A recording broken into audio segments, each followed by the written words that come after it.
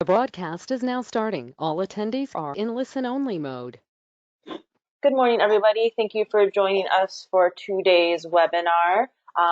Just so everybody is aware, all attendees are muted, so they will not be able to speak, but you can communicate using the chat box and the question box, and we'll monitor that and try to address all questions throughout the webinar. Clay will be moderating the panel, so I'm going to turn it over to Clay so he can get our panel introduced. Okay, great. For all of you that don't know, because she didn't introduce herself, that's Tina Nowakowski. She's our marketing and communications manager for mParks and is the person behind getting all of these webinars we've been able to do over the last couple of months together. So thank you, Tina, for that.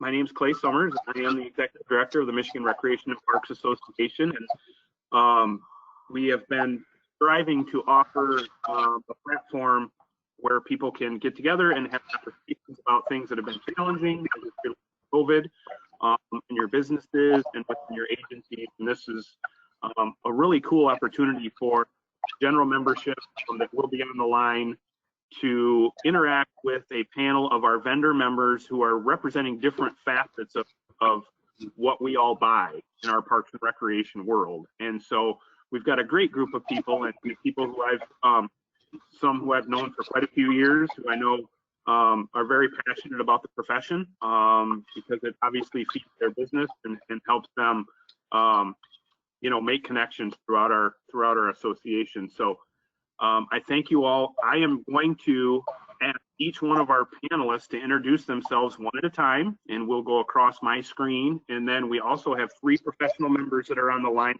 representing different sections of the state that I will also ask to introduce themselves. If all the panelists could, I'm getting a little bit of feedback. Everybody can make sure they're on mute. Even if you're on the phone, if you can mute your phone until it's time to talk, that would be helpful. Thank you very much. So I'm going to go first, and I'm going to have Ian with myrec.com. I'm going to have Ian go ahead and introduce himself, tell us a little bit about his software company, and then we'll move to the next panel. Hi, so I'm Ian Wolf. I'm CEO of myrec.com, which is a web-based recreation management and registration software company. We're based out of Vermont. We have customers from Maine all the way up into Alaska. We've been in business since the early 2000s, and most of our clients are based back in New England and New York, so we've been dealing with COVID since the very beginning. And we've been doing quite a bit to help our departments out as they start to open back up again. So I'm looking forward to seeing what you guys are going through and some of the things that software in general, not just myrec, can do to help you get things back up and going again. Thank you, Ian. Next, we'll move to Sandra with Poly Products. Good morning, everybody. Poly Products is a manufacturer of outdoor furniture, primarily for parks and recreation. Everything is made out of 100% recycled plastic, and we do try to source that locally. So the effort is to keep Michigan green. You know, we love trees. We want to keep parks clean. Big on recycling. We're political. You know, we do get involved with the government, and we work with MRC to try and put as much legislation in place to assist the parks in keeping their areas green, and we want to help you in supplying you with stuff that will last forever, and it's all recycled. Sandra, can you let us know where you guys are actually located at? I know where you are, but just for general. Yeah, you're a favorite. I'm a neighbor. We're just outside of Lansing. Yeah, Clay, it was when he was working over at Eaton County Parks, he was one of our favorites because he was at Fitzgerald Park, which is really right around the corner from them, about 20 miles west of Lansing. Thank you. Sure. Mr. Sheffer. Okay, I'm Eric Sheffer. I'm the secretary and treasurer of mParks, but also the owner of Penchura. And at Penchura, we design and build parks. We supply all the equipment, and we do the full install. So everything from playground, skate parks, water spray parks, all of the site amenities, sidewalks, brick pavers, you name it, planters, etc. everything that you might see in a park, we can provide either standard equipment or custom. So that's what we do. So that's it. And as Eric mentioned, he's also been about a 6-year running board member on the mParks board as our secretary and treasurer. So he's been involved at that level for a very long time, which we're extremely Yep. Okay, Leesa. Hi, everybody. My name is Leesa Paul. I am the Vice President of Carey and Paul Group. We are located in southeastern Michigan, and we've been around for a while. My husband's father started the business in the 70s, and then my husband, Richard, joined not too long after that, and then I joined him in the 90s. So we've been doing this for a while. We specialize in family entertainment, music in the park, all kinds of different entertainers, anything ethnic, rock, country, anything that you might find in a park on a Tuesday evening, you know, in a city somewhere. A lot of festivals, campgrounds, parks and rec, day camps. You know, we provide children's entertainment, all different kinds of things like that. So, and I also sit on the board of the Michigan Festivals and Events Association. Wonderful, thank you so much. And last but certainly not least, my friend Carrie, Beckett and Raeder. Hi, everyone. I'm from Beckett and Raeder. I'm a project planner. Our firm does planning, landscape architecture, and engineering. We have 3 offices. Our headquarters is Ann Arbor, and I'm out of the Petoskey office, and we also have an office out of Traverse City. Great, thanks, Carrie. And then we also have 3 professional members on the call that are not on the screen, but are representing a couple of our regional groups. I'm going to pick Darrin first. Darrin, can you just introduce yourself real quick to the whole group that's on the phone and where you're at? You bet. Good morning, everybody. My name is Darrin Duistermars. I'm Parks and Recreation Director at Holland Charter Township in Holland, Michigan, on the west side of the state. And I also serve as the local commissioner for USA Softball of Michigan, which is also an mParks member, and happy to be a part of this today. Thank you. Kent, can you go next? Kent Knorr. I'm the Recreation Director for the City of Charlevoix. I am on the board for Knuckles North, and happy to be here. And then last but not least, Haney down in Oakland County. Yep, John Haney, Recreation Program Supervisor over Mobile Rec.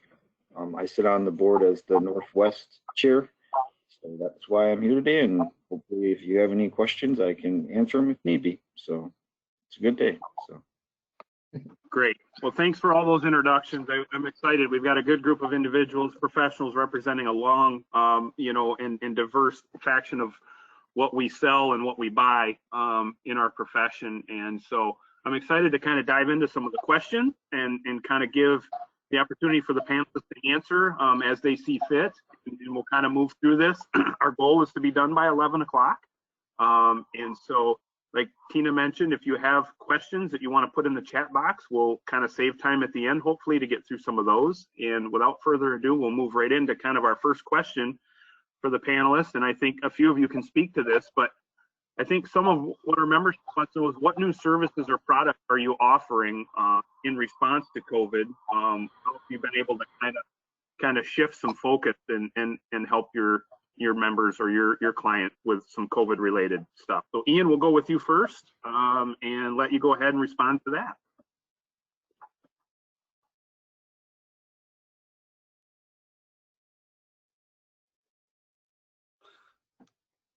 I'm guessing he's still on mute.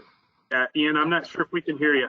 I was on mute. Yeah, sorry about that. We've been actually making a lot of tweaks to our system to help accommodate some of the challenges with COVID. A lot of that has to do with seat counts. So as our departments have started to reopen, they've started opening up swim lanes, and they need to limit the number of people per lane by different times a day.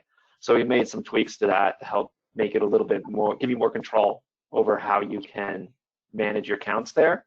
We've also started showing and walking people through how to do touchless registrations in the office.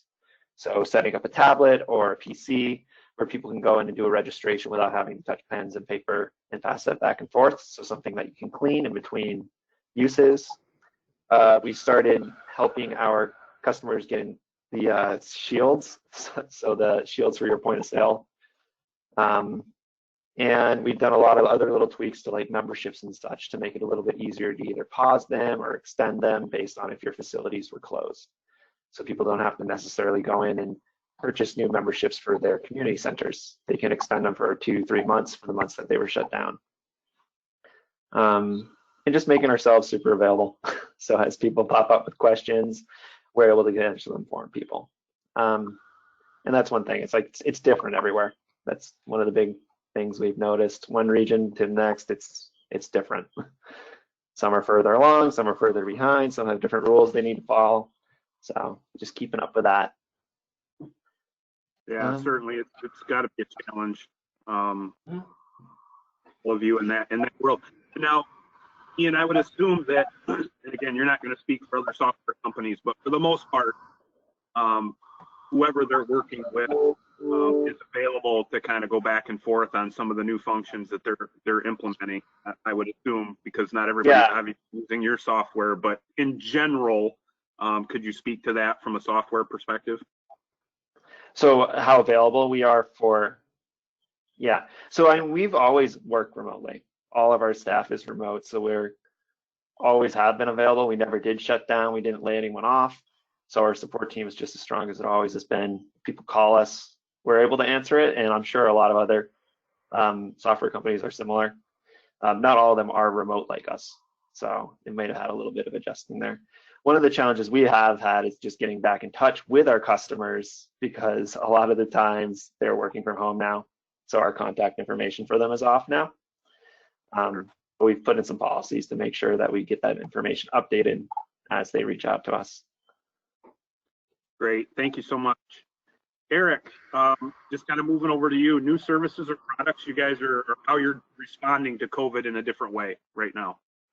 Sure. Also, with us, we actually never shut down. We do business in Ohio as well, and in Ohio we were considered critical infrastructure workers. So our crews continued there. Our offices were open. Our main office is based here in Brighton, Michigan, and we've had staff in the office every single day, so we didn't miss a beat there. Most of our recreation consultants work from remote offices anyway, so that is not a big deal. We didn't really need to make any changes there. Obviously, Michigan was hit much harder than Ohio when it came to actually trying to reach out and contact customers and make contact. Like Ian said, many of our contact information is obviously changed because nobody's in their office anymore. They're busy trying to work from home, so that was difficult. As far as new products and services, something that we've offered is playground sanitization and park sanitization. Although there have been no takers, and what I've seen around, I've traveled a little bit even during this COVID time to various states. I've been through Florida and every state from here to Florida, and then also in Minnesota. Even in Minnesota, their parks have been open the entire time. In the way that Minnesota has it, they just put signs there, play at your own risk, and stay safe, keep the social distancing. But their playgrounds weren't even like taped off or roped off or say keep out. They didn't have that. Florida did have all of their playgrounds roped off.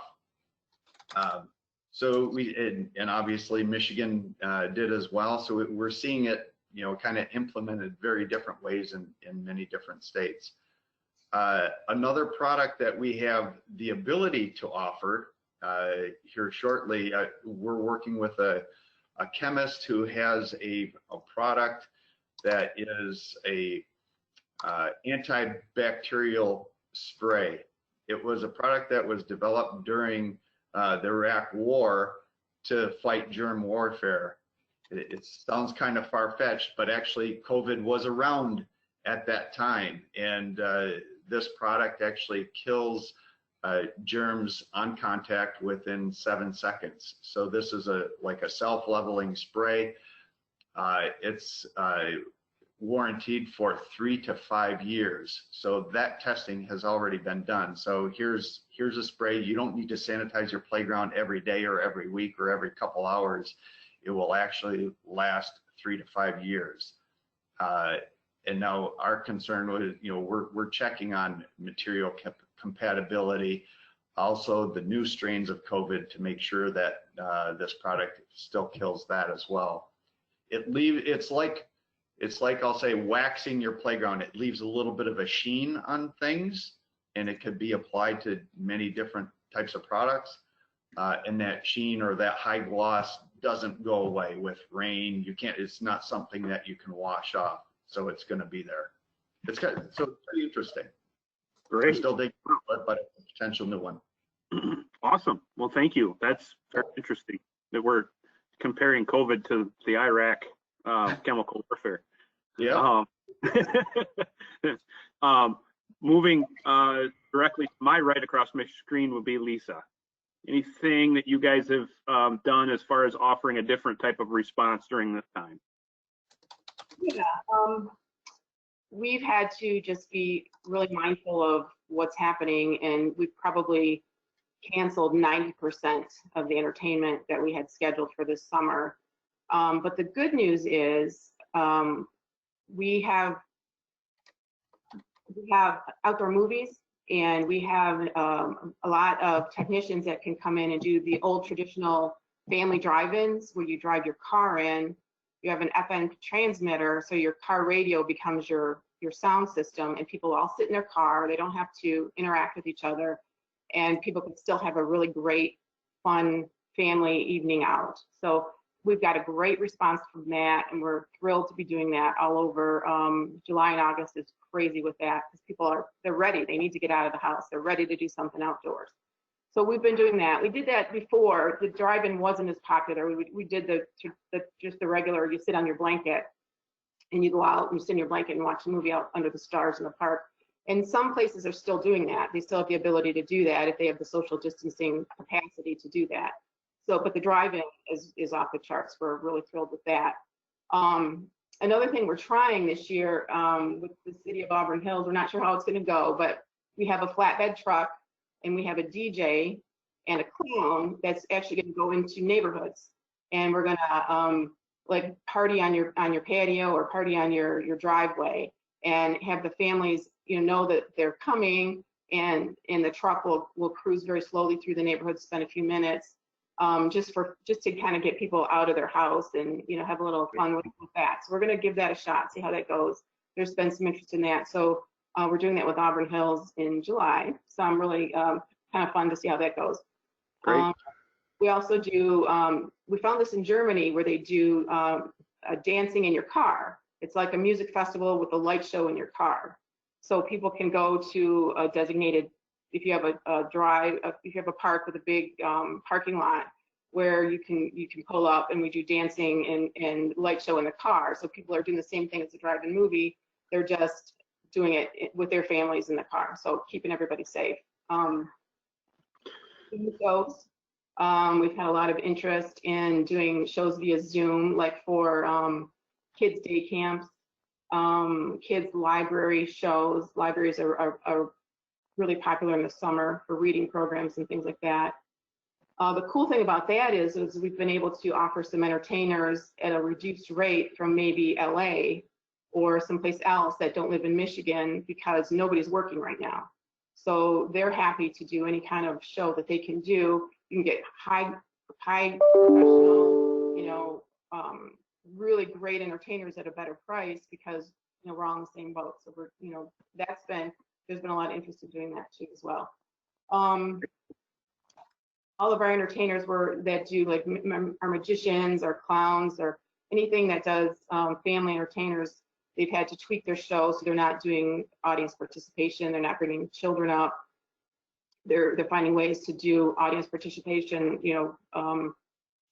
as a group, but not one-on-one, just to keep people safe. So we've tweaked things like that, just any way that we can think of to keep people safe, but still have some fun doing it. So.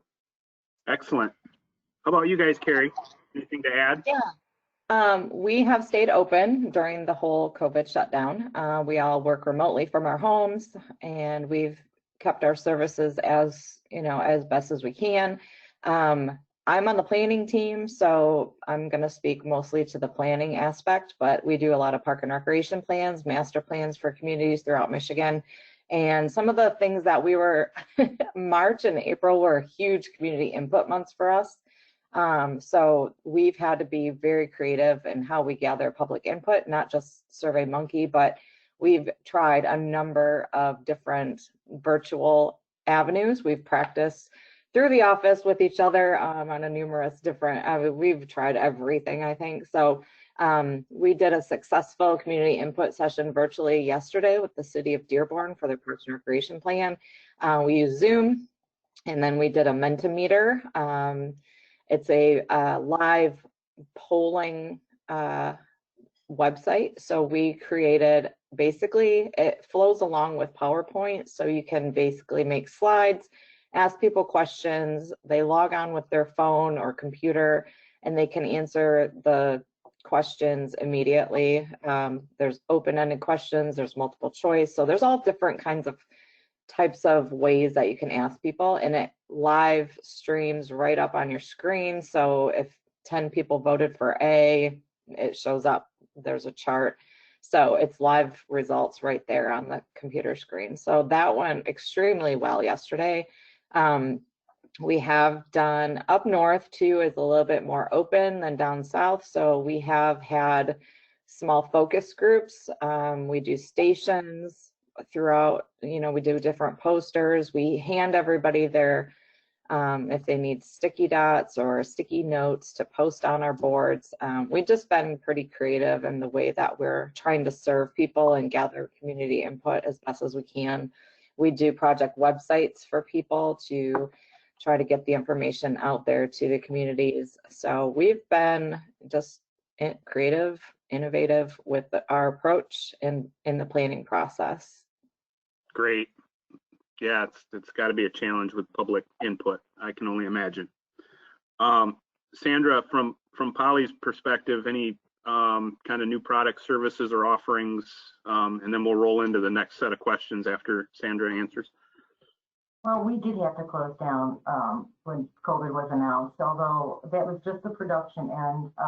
All of us in the office, obviously I'm the only one that's in an office today, still working, but we pretty much had everybody going remote. We continue to do business across the country. Michigan has really been the slow spot.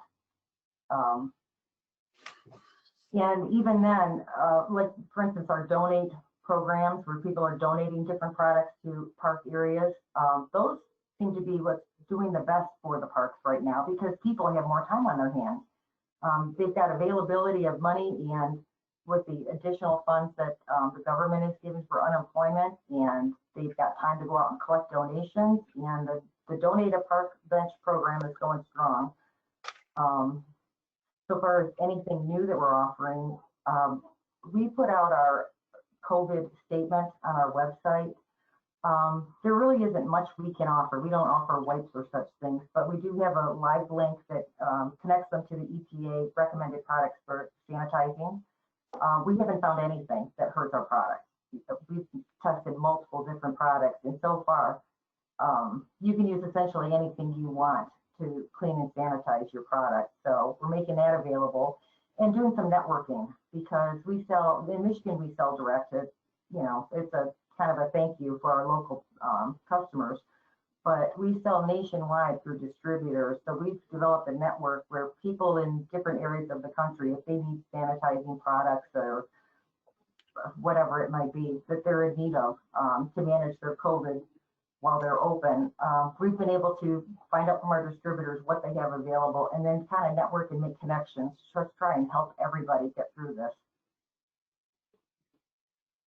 Excellent. Well, thanks everybody for all of your answers to that. That's a tough one, and that's one I wanted to make sure everybody got an opportunity to answer. A few of these other ones, maybe we can be a little bit more selective on how we do the answering. But I think the big one, and I don't want to run out of time before we get to this, I think the big one that our membership needs to hear from you, and we can take a minute, each person, or we can just do a few of you to kind of keep us on track. But how can mParks and the membership help support vendor members at this time? What can we do as an association, knowing your membership is just as important to us?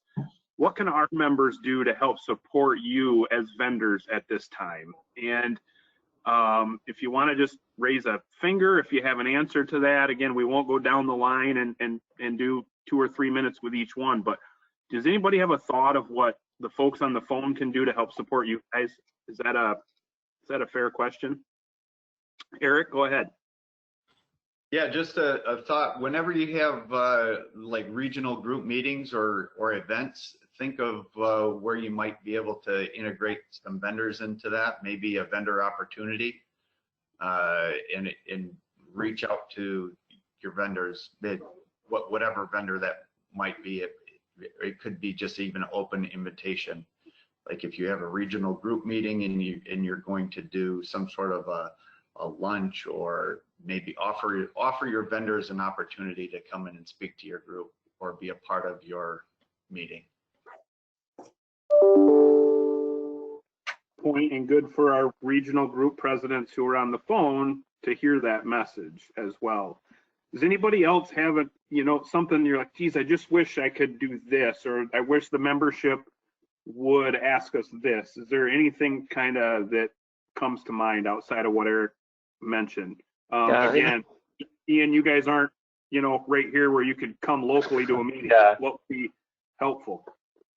And we're happy to do things like this are great opportunities where we can help educate communities too on how they can use software is something we're always would jump at.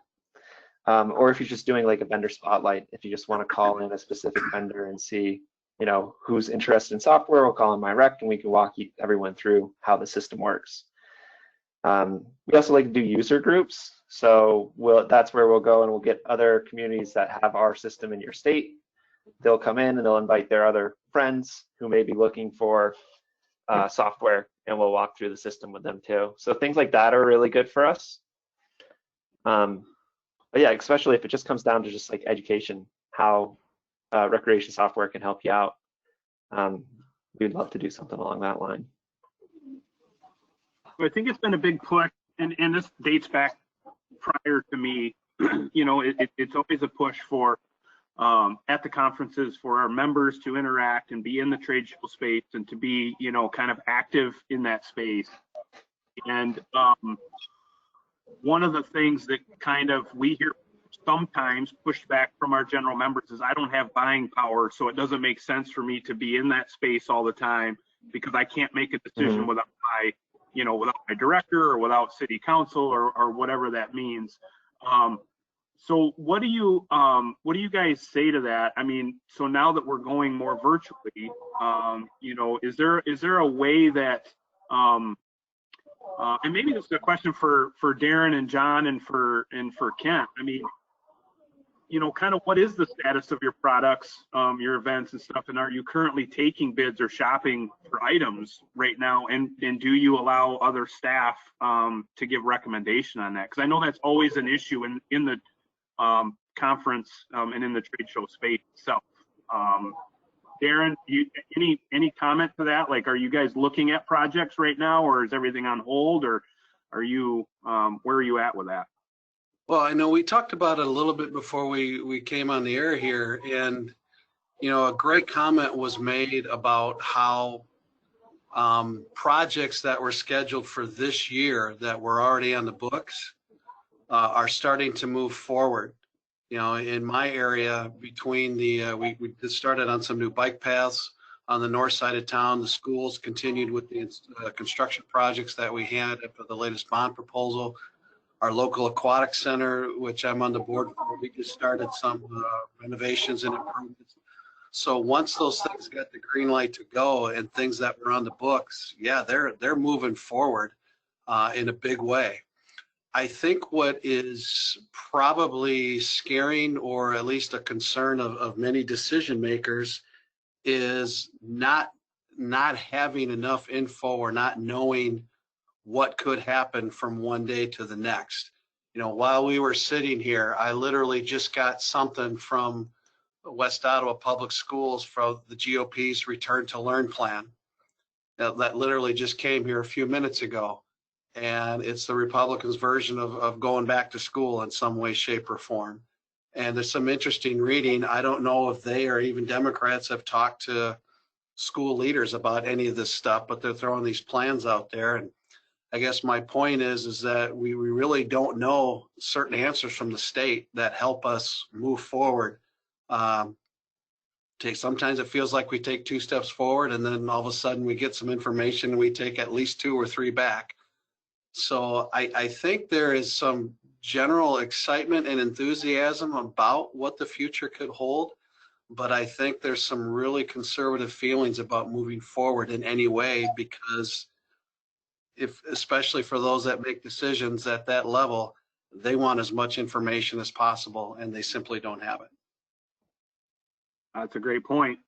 And that's, that's been the struggle. And I think all of you feel that. I know that's been the struggle from our association side, at least staff side, is information changes daily. So as we communicate information, in the next day it could change. And that's been a struggle for our communications team to make sure we're staying on it. So you all have good information if you're looking at us for some of those things. I don't know, Kent, up in, I know you have, a different beast up in the northwest part of the state on the lakeshore up there in Charlevoix. As far as projects moving forward, taking bids for different things, how are you guys right now in your operations? Yeah, I think we're in a similar boat to what I just heard. Here locally in our community, projects that were already approved and in place, those are happening. We are kind of sitting tight on making firm commitments for our next year. Our fiscal year here in Charlevoix goes April to April, so we're early in our fiscal year and moving ahead for this year, but being pretty conservative on where we'll be next year. I know that within my department, I'm just being very careful with every purchase we make, big and small, as far as being frugal. During our Knuckles North meeting the other day, I heard a little bit wider perspective in that, there's actually departments that are making substantial cuts immediately. So I know that there's a variety of impact in our region. There's not a blanket impact on how communities are responding right now. Other than to say, I think that everybody's trying to be as conservative as possible with their outlook for, the next year or so. Great. John, anything to add to that from your perspective in Oakland County? So with Oakland County, we have, our budget is October to September. So we luckily were able to pretty much get all our purchases done before COVID hit. So we basically, when it is approved in October, we send out our bids pretty much that month. So like myself, I was able to still get a trailer, but that going forward, it seems like next year that might be a struggle. I know they've kind of,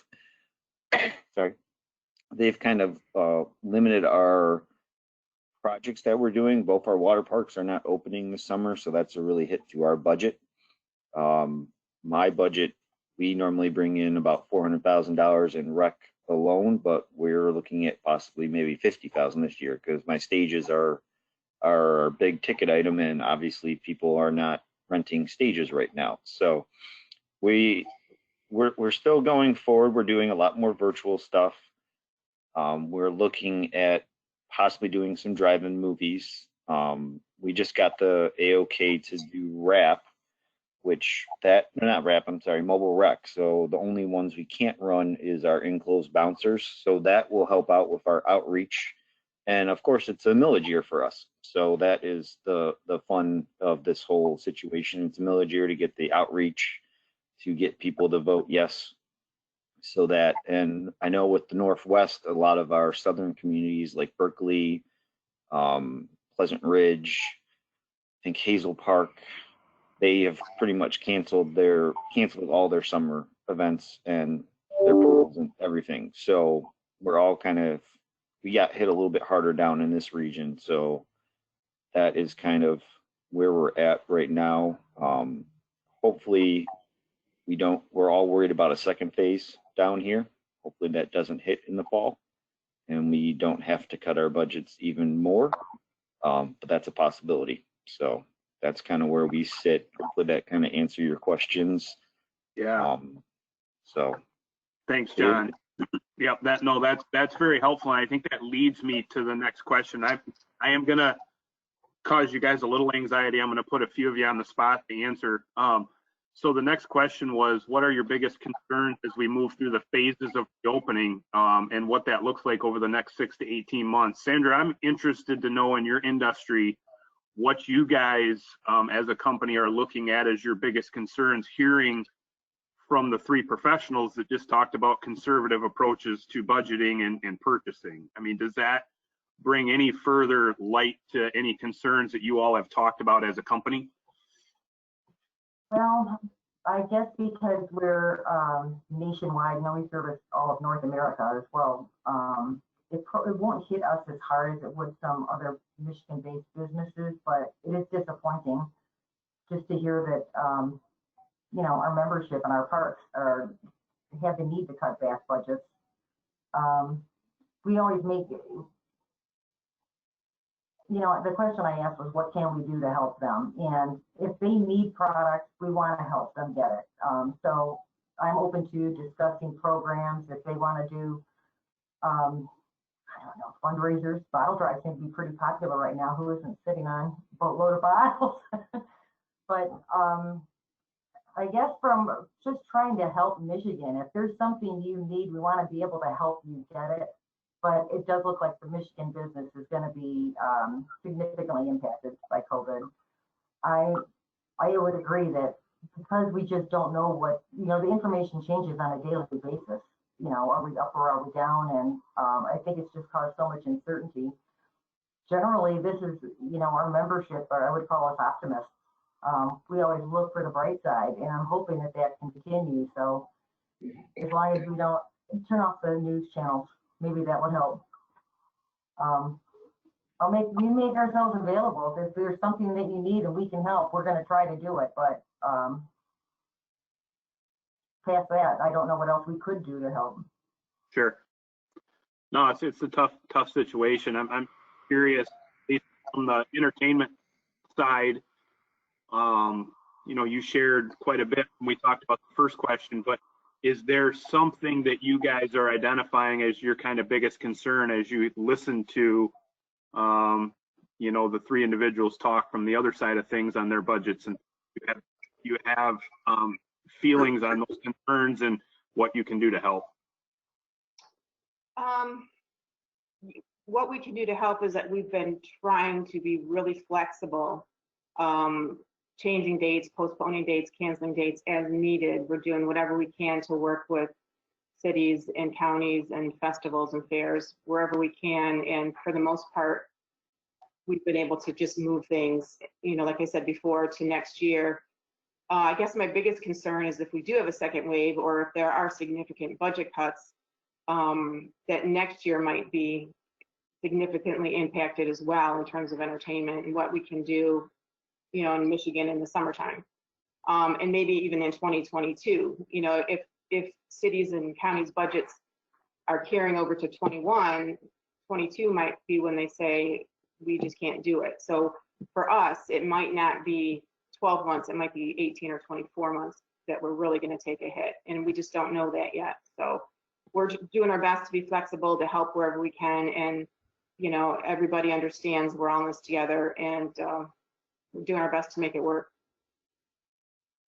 Yeah, for those of you that were able to be at our conference last year in Novi, pre-COVID, when we came up with the theme of "In This Together," we had no idea that it was going to be the tag of the nation, really, for the next year. But Eric, so I'm always interested in your comments regarding your concerns moving through the phases of reopening, or what your next 18 months in the business, as well as, you know, those that are your competitors, and how you guys are approaching the next 18 months from a project and budget perspective.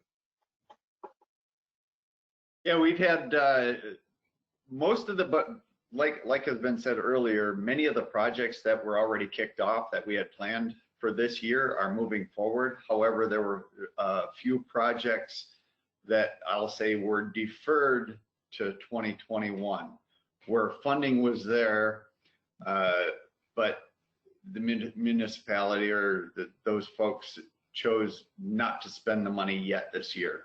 So they held on to it, you know, and they said, we're just going to move the project to 2021. So they had a flexible install date. So for those folks that are doing that, some of the things that we've been able to do is really hold 20 pricing for them, so they don't have a 2021 pricing increase. So the budget that they had selected, they could still meet those budgets going forward in, you know, in moving those projects to next year. So those are some of the things that we've been doing. Part of our concern is by also moving projects to 2021, those might actually get then canceled for next year. So like everybody else, you know, there's lots of uncertainty going into next year. I'd like to tell everybody, hey, keep your projects going, don't cancel them. You know, keep you know, for the DNR and all of those large government entities that offer true grants, you know, the recreation passport grants, keep those going. Don't stop those. Our municipalities need them to function, to purchase products and services that many of us offer. Do as much as we can, talk to your legislators, and don't let them cancel your grant opportunities and your other state funding opportunities. There are many people that rely on them, not just our communities, but also so many businesses also rely on those. Absolutely. Good point. Yeah, and we're working hard, you know, with our state department and our Natural Resources Trust Fund Board and some of those as an association to continue that messaging too, because that is a true concern, and that is a concern that our municipalities have as well, is that if funding is cut for some of those grant projects, then they will not get those projects done this year, next year, or the year after. I mean, it's just, they're that reliant on those funding sources. So Carrie, I know you kind of come at it from the planning side, but from Beckett and kind of the architectural firms and some of those planning firms out there, can you speak to, you know, some of what you guys are looking at as concerns? I mean, is it similar? It's probably similar to what everybody's saying. It's projects down the road, but, you know, what are you guys seeing as your biggest challenges and concerns?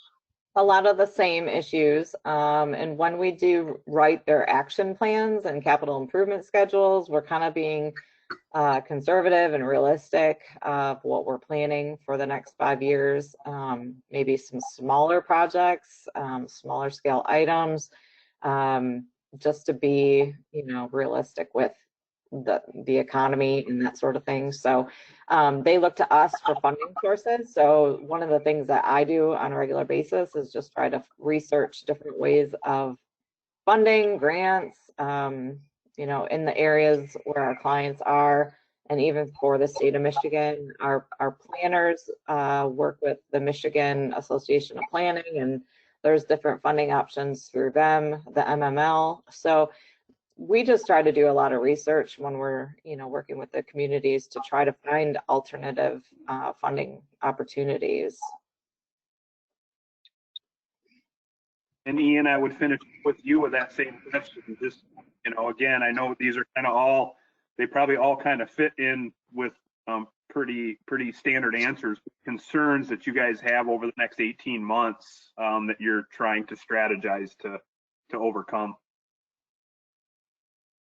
Oops, you're not unmuted. There you go. It just reminded me, I keep muting myself so you don't hear the dogs barking.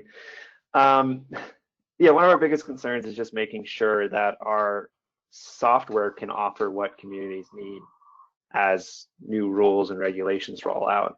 So we're looking through like each state and reading through what their policies are, or at least what they think they're going to be right now, and trying to anticipate what that means when it comes to programming in our system. And then we're also doing quite a bit of scrambling as people call up with different issues to try to either consult them on different ways they could run their programming, or things we've known that worked in other communities, or if we do need to go in and make some changes to how the system works. So that's been one of the big concerns with us. We had a bit of a slow May when it comes to new agreements coming in, but we've seen that start to tick back up again. I think fortunately with our software, where our fees are low enough that it's not getting too affected by some of the budgeting constraints some of these communities might be going through right now. But it's certainly slowed down. It's not as busy as it normally would be for us. The other things that we're concerned about, obviously, is if there's going to be a second wave and this starts to affect fall programming. Because as of right now, across the board, almost everyone's canceled their summer activities, their summer camps. We're seeing some people start to open up their pools again, because I guess transmission is fairly safe in that scenario. But helping people out with refunds, and then again, there's another wave in the fall, that's when it could really start to affect, I think, a lot of our departments' budgets, because they've already lost their summer programming, which is a big revenue stream, and if they're losing their after-school programs, that's going to be huge. But so far, things look like they're starting to look a little bit up. Seems like people are starting to bring money in again rather than give money back. Yeah. No, great, thank you. And I'll certainly say we're about 15 minutes out from our 11 o'clock target, and I didn't intend to make this a public policy type of call, but one of the things Eric brought up, and we've talked quite a bit about, and this does have an effect on some of you, is things like recreation passport grants and things that were potentially going to be held from communities to be able to do projects that have been pre-approved. I think one of the things from an advocacy standpoint we all need to be aware of is that right now the Land and Water Conservation Fund did pass the Senate. The federal funds for land and water conservation did pass the Senate. 73 to 25, whatever that vote was, that's a huge windfall for local communities across the nation, because that's to restore the full $900 million worth of funding for parks and recreation projects across the country. So it now goes to the House, and the president has said he'd sign it if it passes the House. So we need to advocate with our reps for that. And then as well as, our own Michigan Natural Resources Trust Fund is open for some changes this year on the November ballot. So that is coming up, and that's going to be a very loud message through our association as well as our partners coming up over the next couple of months. What the Michigan Natural Resources Trust Fund has done for communities, but we also need to tell the story from the business. So if there's stories we can gather from someone like you, Eric, Carrie, some of you who are kind of lumped into when a project goes through and a community gets awarded, it's money to your business as well, because you're able to gain an opportunity for that project. We'd like to really reach out and do some storytelling, not only from the community side, but from the business side of what the trust fund does. And there's been some discussions there because of the market recently during COVID that the trust fund may not allocate as much funding for 2021 projects. And our public policy team this past week passed a motion to go to our full mParks board to absolutely support full funding at a time when probably more funding is needed, not less, to the community. So So we've made that commitment as an association to receive that recommendation from our board, and then to give that to the trust fund and make sure that we're being heard. So again, it affects all of you in different ways. You may not receive specific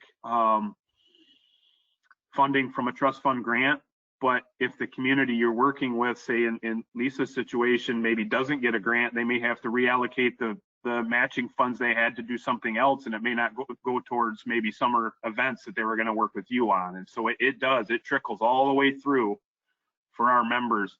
Darrin, I hate to put you on the spot, but I love to put you on the spot. I mean, does that sound fair? I mean, as we're looking at, both federal funding and state funding, as mParks and as local municipalities, the advocacy towards those things has got to be key to you as well, I would assume.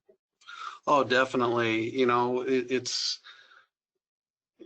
I said this earlier too. I celebrated my 29th year here at Holland Township last week, and as pretty cool as that is, I still feel like I'm fighting some of the same battles of educating and informing, some of the decision makers here in Holland Township or elsewhere on the lakeshore. And, if you're lucky enough to have a manager or a mayor or something like that who gets it and understands the importance of these trust fund grants and the things that go into all that, you're in a much better place than those that don't. And, as long as we continue to push this, we really have to figure out a way to continue to be even more aggressive as parks and as parks and recreation professionals, to really advocate what we do and how important it is, the work that we do, because it's just, as we're finding out. Just a simple example, our park supervisor, we had a staff meeting yesterday, and he said he's been here for about 6 years.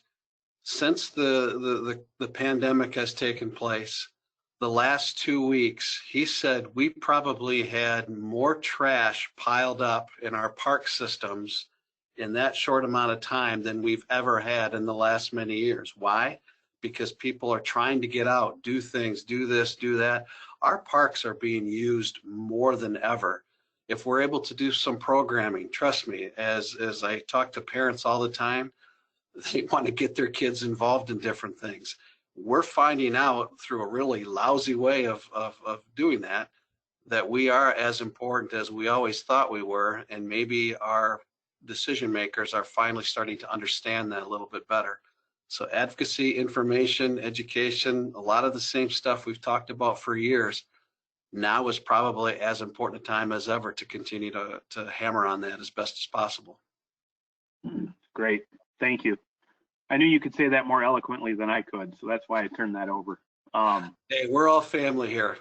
Clay, is it? Is it Clay? So I would ask, and I don't see any questions coming in, which is kind of interesting, from the folks who are on the line. So we've got about eight minutes left. I would ask each one of you if you could take just a minute and just kind of close up with any other comments or any other nuggets of information that the members that are on the phone. And keep in mind, this is being recorded, so this will be opportunity for the whole membership, and Tina will send this out to listen to this. If you have just 1 minute, if you had a message to give, kind of what would that be? And again, just kind of take it from there. Eric, I'll go with you first. Sure. I'll just start by repeating myself. It's just, whenever you have an event, remember your vendors.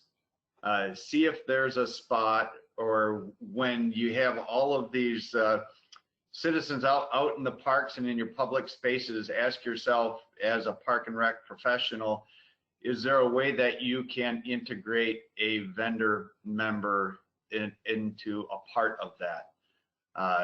It could be a sponsorship opportunity. It could be a music opportunity from Leesa. It could be, Sandra's Poly Products, maybe, you know, take care of all that trash. Maybe you need more trash receptacles, etc. Just when you're out and about and doing your regular course of business, try to remember your vendors. And vendors who are on the line as you're moving through a lot of this process, remember that I'm here on the board with mParks. I can be the vendor member voice. Please reach out to me. Let me know what your thoughts are. If there are things that you need help with that mParks can help with. I know many vendors offer CEU opportunities, different trainings. We here at mParks can help and advertise those types of things and move your business forward that way and give you more opportunities to advertise and get in front of all of the mParks membership. Great, thanks. Ian, any final words? Yeah, if you have a software company, reach out to them if you have questions. So if you aren't sure how to go about certain programming or activities, contact them. They've dealt with it. They've had other people reach out to them. They're dealing with departments across the country who are trying to work within the new restrictions and rules that they have to follow. So just reach out to them. I'm sure they have answers for you or suggestions as to different things you could do to help, you know, increase your programming, accommodate certain rules or regulations that have been passed or that they have to comply with. So yeah, use them as a resource. I mean, we always think of ourselves as consultants. So call us and we'll consult. We'll help you get you through what you want, or your software company should do the same for you as well. Great message. Thank you. Leesa? I'd like to echo Ian. Yeah, call us and brainstorm with us. We've been doing a lot of that, and we've come up with some really cool ideas with Parks and Rec directors, like the flatbed with the DJ and the clown coming into your neighborhood. That's a brainstormed idea. And like you guys were talking about before, the parks are being used. People want to get out. They want to be outdoors. They want to have something to do.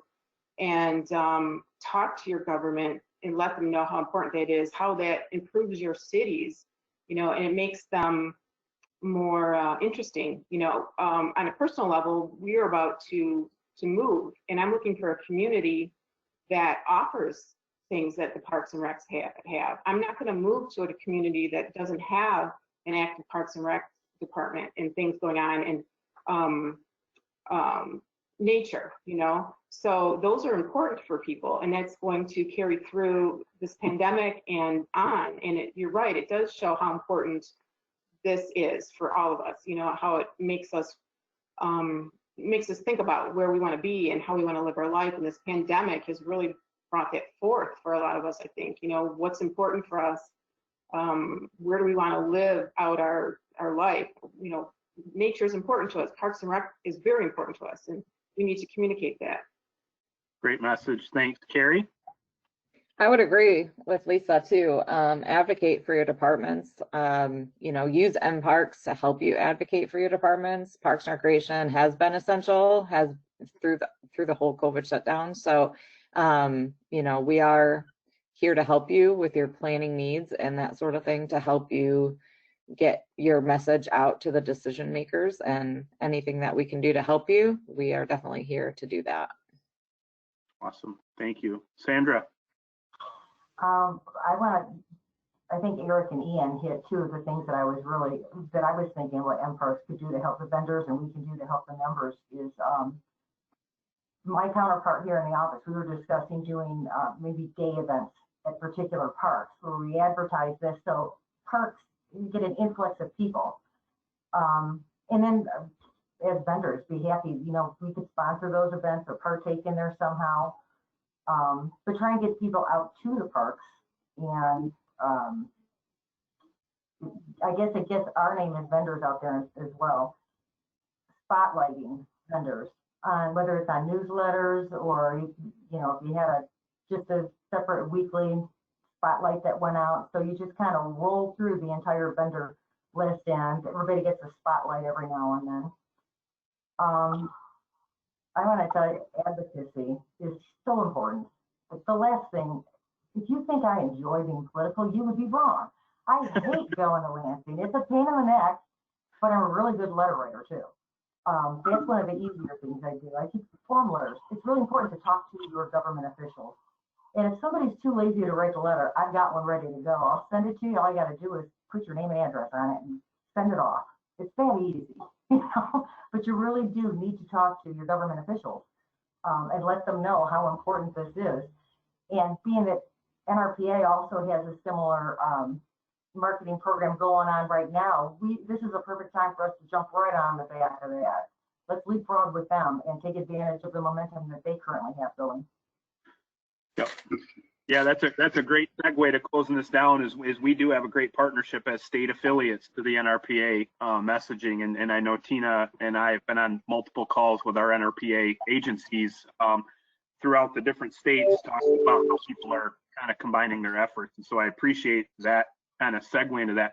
Also on that call a few days ago, I just want to say that our other state association executive directors were super interested in the fact that we pulled together both a vendor-to-vendor call and now a vendor-to-member call within our association, and they were like, oh my God, we're copying what you guys are doing. That is fantastic, and that is really cool. And so Eric, I see a smile, and from a board perspective, but also just from you and I kind of brainstorming this a little bit, it really hasn't been done in some of the other states. They've kind of left this alone, and I appreciate your forethought to kind of say, hey, what about us? And so I feel like this was a good discussion, and one that, you know, continues as we live in this virtual world. It's easier to put a panel together and have a discussion with 25 to 30 people than it is to all meet in Dearborn or something, you know, on a day. So I appreciate you all very much. We are at our 11 o'clock time frame. I can't express to you how important you guys all are to our membership, and you know, all of our vendors, and not just the 5 of you on the call here, but our entire vendor membership is a humongous component to what makes us successful, and that you know, is something that we will always hold very true. And so hopefully we can work together in our coming up in our conference and work through some kinks moving forward with virtual or in person. But I appreciate each and every one of you for your hour today, or hour and a half, because we made you come on a half hour early. And so thank you so much, and we appreciate everything you've done. And I believe we're going to go ahead and call that a meeting because there's no questions in the chat box. So Thank you, thank you all. Yeah. Thank you. Thanks, Clay. All right. Enjoy the rest of your week, gang. Thank you. Bye, everybody. Have a good one. Bye-bye. See everybody.